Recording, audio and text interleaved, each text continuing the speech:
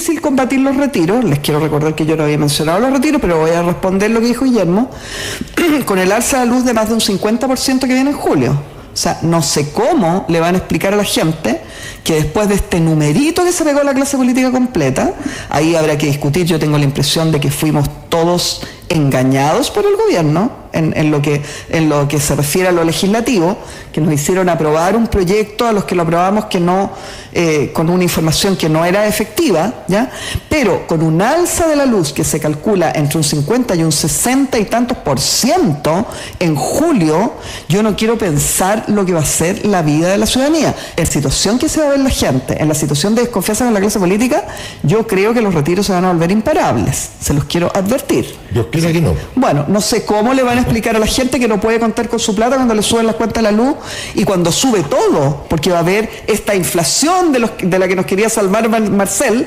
Parece que se fue a la cresta la teoría Marcel, porque ahora nos enteramos de que los pronósticos del Banco Central, que los podría haber hecho un poquito antes para haber sabido, ¿cierto?, respecto a inflación son catastróficos. O sea, yo creo que esta situación que tú describes, Checho, no me queda más que coincidir en que yo creo que el futuro se ve, pero un precipicio atroz. La situación en que va a estar este país en octubre, agosto, septiembre, no lo quiero ni pensar. Es bueno que la gente sepa esto. Cuando se produjo el estallido social, se tomaron muchas medidas para aplacar lo que estaba ocurriendo en Chile. El transporte público para adultos mayores, congelar el alza de las tarifas del transporte, una serie de cosas. Entre el ingreso mínimo garantizado, y entre esas cosas estuvo el congelamiento de las tarifas de luz. Pero en el Congreso se aprobó un congelamiento con un tope, que cuando la deuda llegara a 1.800 millones de dólares, entonces se reajustaban las tarifas. ¿Por qué 1.800 millones de dólares?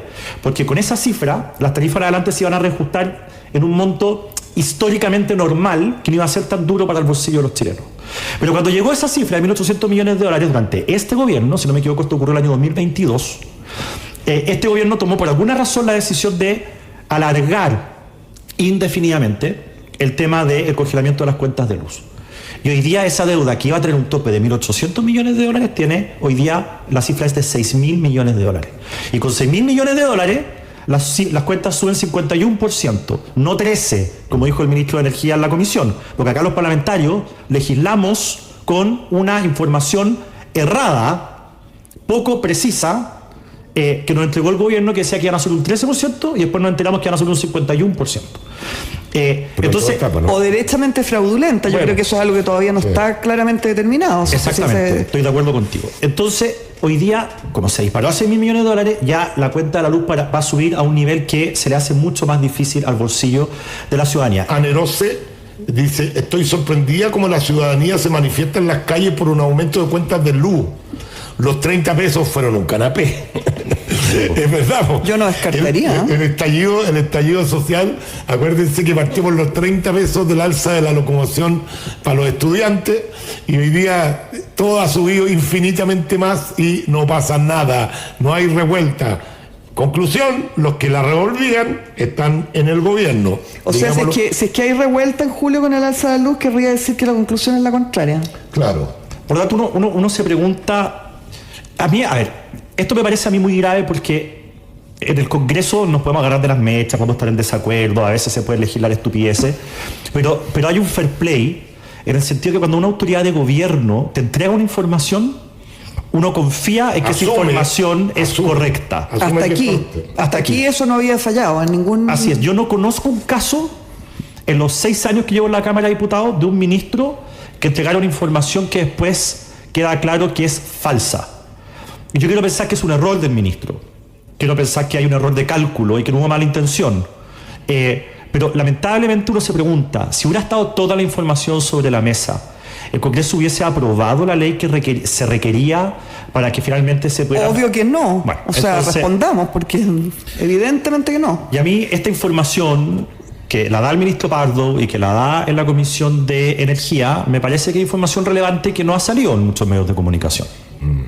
Sí. Cuando se produce este anuncio, cierto, que se ha ido dando por goteras, en que además en realidad se pone en primera línea de la información por una discusión que empieza a haber entre el ministro Pardo y el Banco Central. ¿ya? Empiezan a aparecer las versiones de algunos diputados, el diputado Calisto y otros, en el sentido de recordar que la información que se nos entregó a los parlamentarios cuando se tomó esta medida legislativa que tenía que pasar por ley, es al menos curioso el rol que cumple el ministro Pardo en esto. Y yo creo que eso va a significar, Checho, que en los próximos días tendrá que haber, me imagino yo, de parte del Parlamento, transversalmente, por lo menos una interpelación a Pardo, que podría eventualmente transformarse en una acusación constitucional dependiendo de lo que resulte en ese momento, porque, insisto, y los llamo a no reírse, porque si no eran 30 pesos, eran 30 años, ya puede esto transformarse una subida, un alza de más del 50% en la luz, con todo lo que eso significa, puede efectivamente transformarse en una reacción popular que no estamos dimensionando. Que las cuentas de luz suban más del 50%, menos del 50%, que si no va a depender mucho del ministro, va a depender de la realidad. ¿Cómo? Pero si el ministro nos entregó información eventualmente falsa, sí, o el ministro fue y nos hizo aprobar un proyecto de ley con información imprecisa, si eso fuera así, es grave, ¿no? Sí, es grave.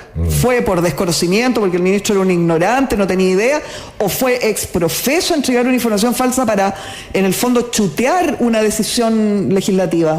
Tal como se puede apreciar en el debate, indudablemente, el inminente incremento en las facturas eléctricas por parte del gobierno de Gabriel Boric, tras el descongelamiento de las tarifas, podría ocasionar que la aprobación presidencial nuevamente se vea perjudicada, ya que los chilenos recibirán con gran descontento el considerable aumento en las cuentas de electricidad.